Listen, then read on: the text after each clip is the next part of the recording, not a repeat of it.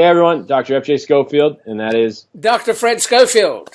this is the Schofield Chiropractic Training Podcast. Nice. We're going to go over increasing your office and productivity by doing performance evaluations. Yes. It's a simple tool, and I find so many of our clients don't do them at all. And how important is it to evaluate if you want to improve, Dr. Fred? Well, you wouldn't have to look back. One has to look back and see how far you've come. So are you more productive?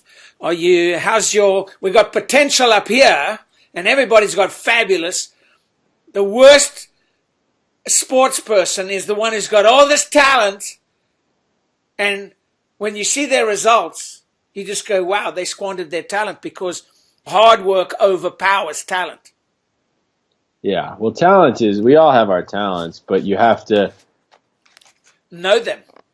You got to, you got to know them, and you got to work hard to develop skills, because skills is how you get results, not just talent in and of itself. Yeah, but skills, you use your talent to develop skills. Yeah, well, skills takes training. Yeah, and it takes time, and the only way to get time in a business setting as a business owner is to create a team around you to take a lot of things off your plate. Well, what we've always worked on, I'm not, management is important, is very important in this game. If you want to see volume, you have to be organized. But you knew that was, I know, had mom do a lot of the managing of the people because it wasn't your strength. Correct. But also, listen, I haven't found a chiropractor who's teaching other chiropractors who ran the office. They don't. The CAs run the office.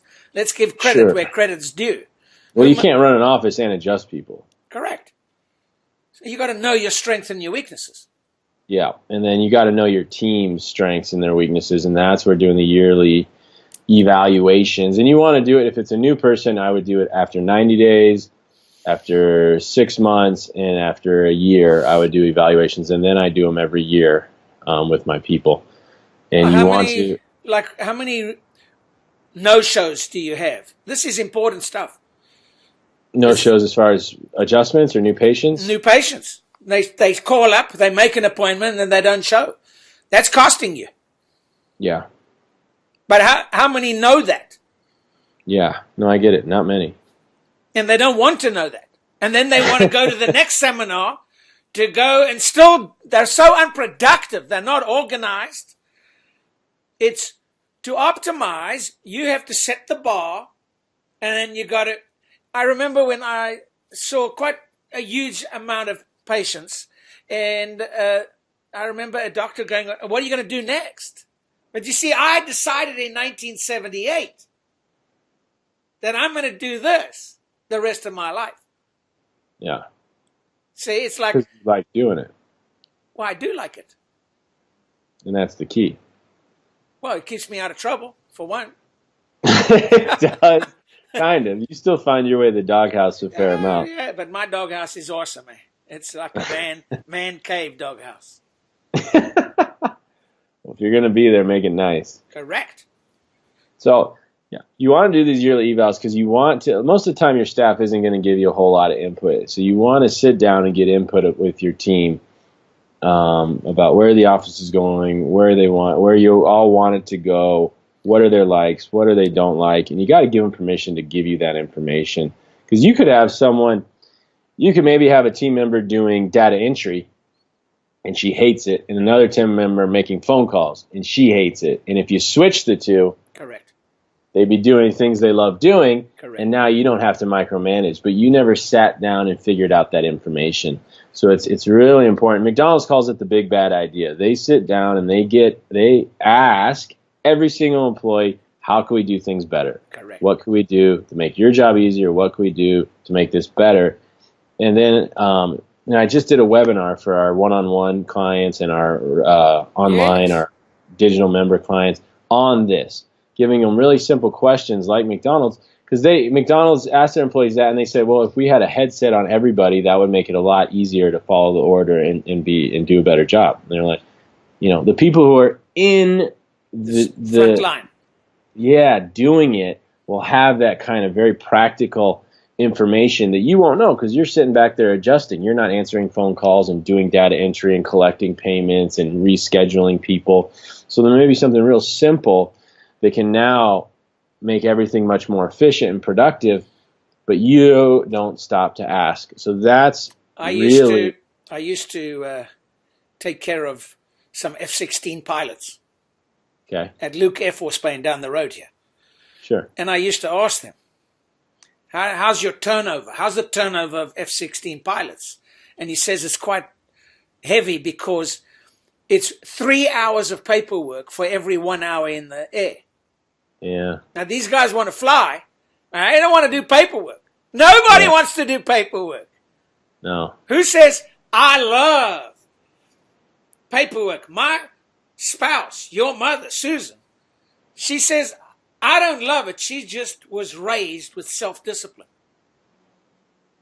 And I'll never forget it. They told us there's a lot more paperwork than you realize.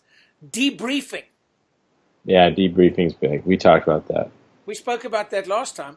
And we should do a show on just that. But yeah, it's important. Well, you have to look back. Now's the time. Yeah. BJ used to do it. Yeah, everyone does it. Well, I shouldn't say that. A lot of chiropractors don't do it, but you should. Well, that's what we're talking about. They have from now until January. And you should, instead of being pushed around like a pinball, say, well, I made more money. Yeah, okay, great.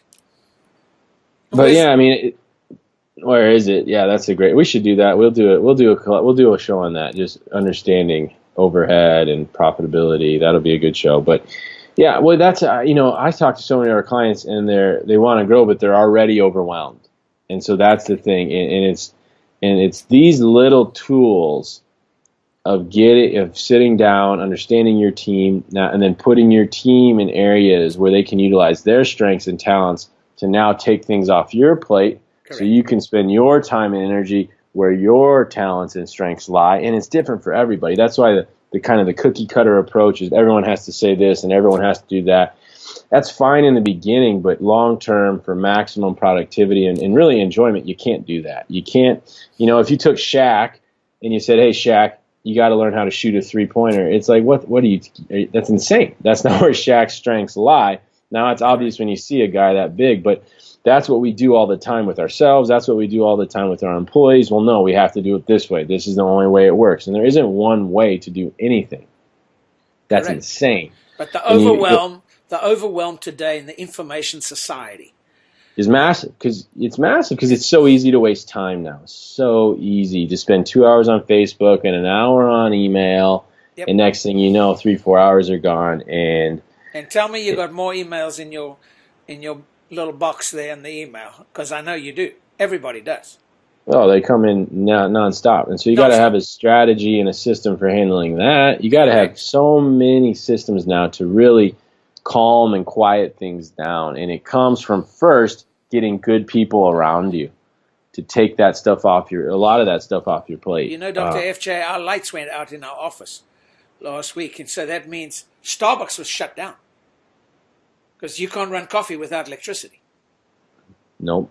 And the phones don't ring in our office, but we have cell phones. We had everything organized, and we kept going because we have a system to do that.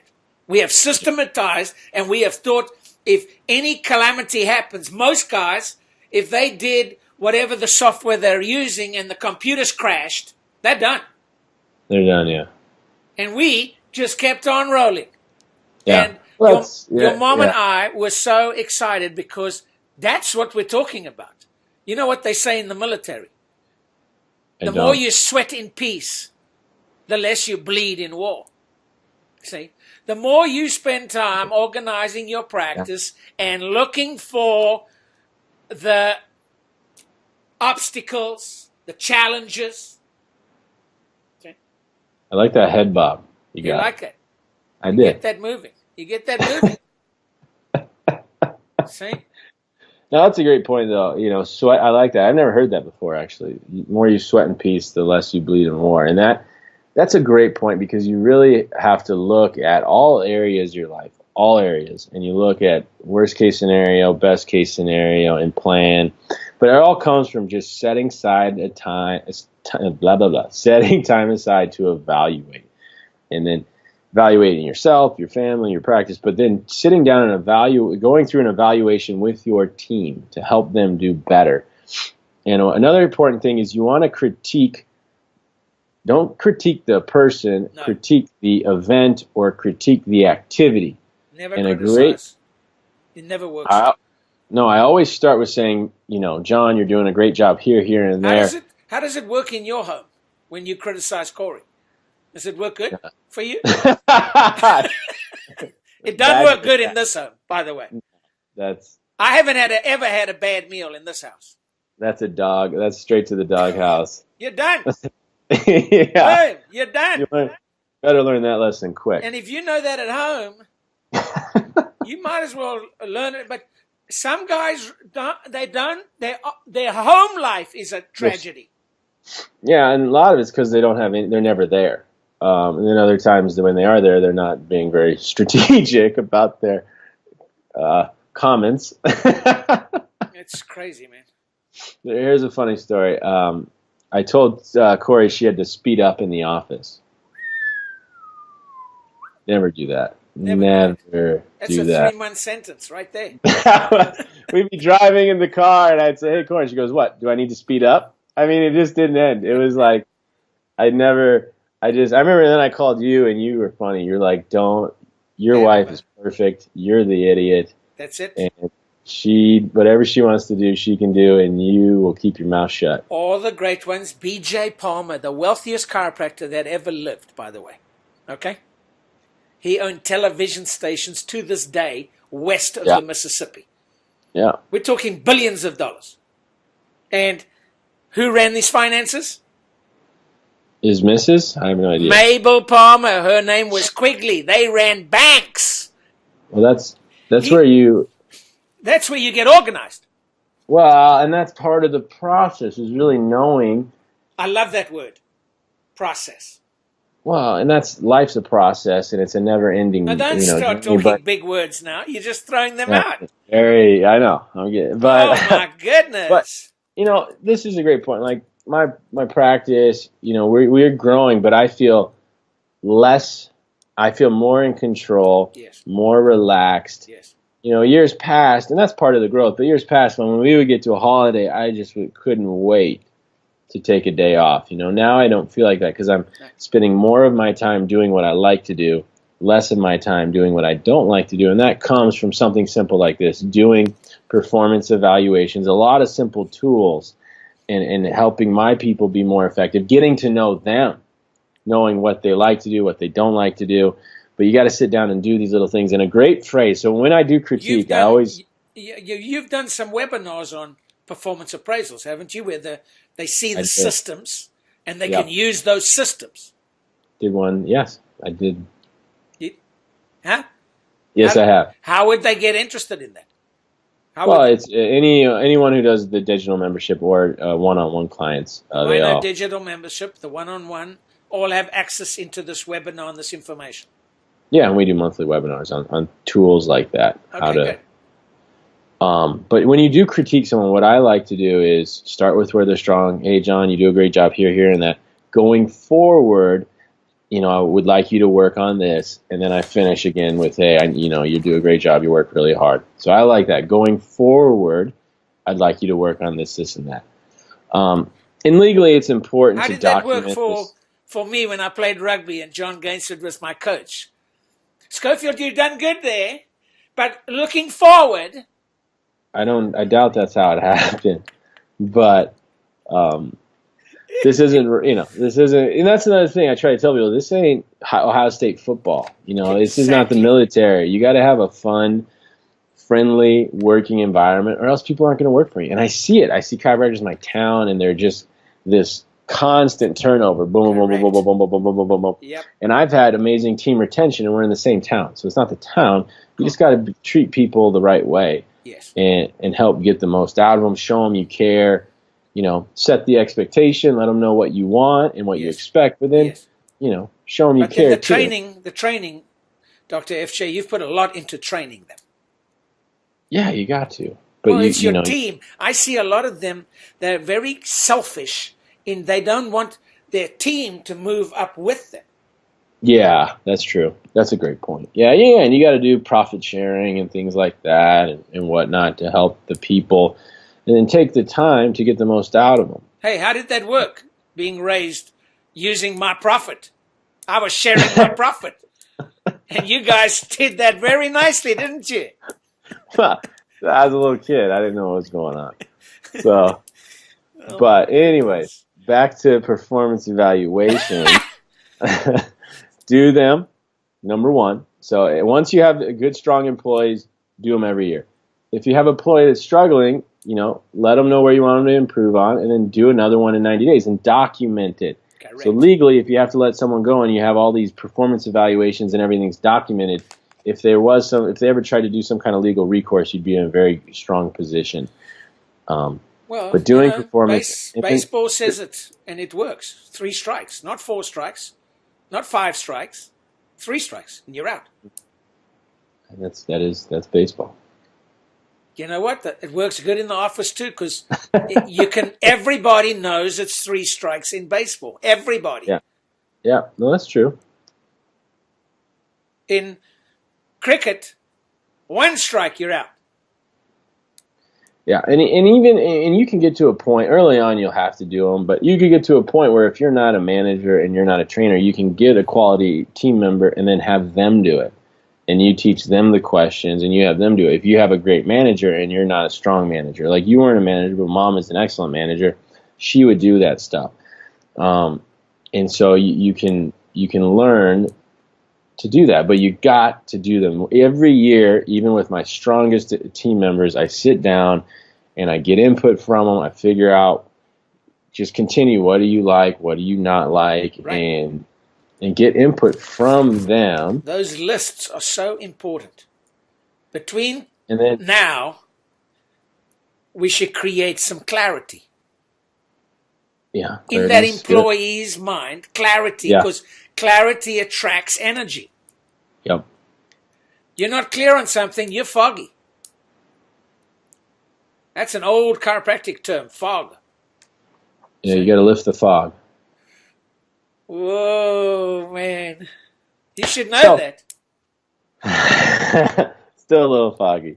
But anyways, we'll finish up here. Do the performance evaluations once a year at least. Sit down with your team, get input, figure out what they like, what they don't like, and do your best to help them do what they like to do. And then you won't have to micromanage. Get input from them.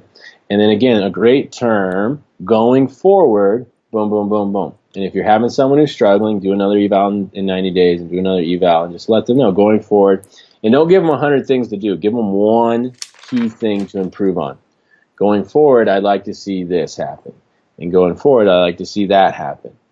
And that's really important. Just give them one key priority and watch the difference as you put people in areas they like to be, because you just sat down and spent the time, 10 minutes, doesn't take long, to ask them some questions, give them permission to be honest with you. Yeah, I hate that entry. But Mary hates calling. So you just switch the two, and now your office is running smoothly and very, very productively because you sat down and did a yearly eval with your people. Walt Disney was incredible at that. He used to call it immediate performance appraisal. See? Immediate. Nice. Yeah.